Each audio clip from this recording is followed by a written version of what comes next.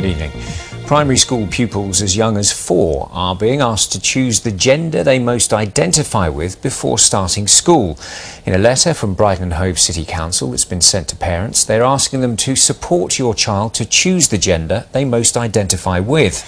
Well, the move has been criticised by some parents who say that such young children don't have a sophisticated understanding of gender issues and it could be potentially harmful.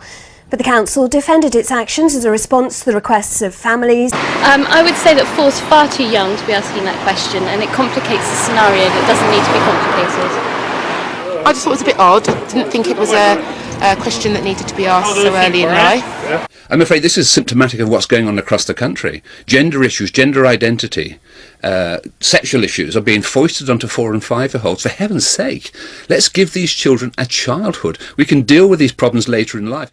Basically, I identify as non-binary, which means that I don't fully identify as 100% male or 100% female.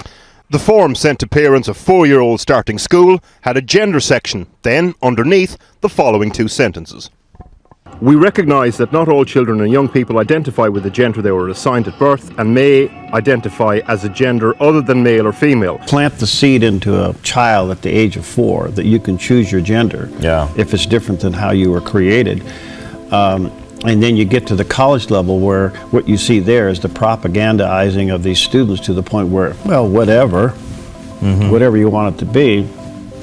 Where does this ultimately lead? Where is this ultimately going to go? Where are their fluid standards of evaluation? I mean, clearly it's not based on any moral standpoint or any evidential standpoint. It's their opinion about it. And whereas another says, well, I don't have the right to really say that there are any standards for anything that goes on in life. Now, that is the world that we are up against. I think this, whereas we think we're talking on a common level of uniformity to say, you know, there is right, there is wrong. Hold on a second. You can't even assume that anymore, because what is right and wrong?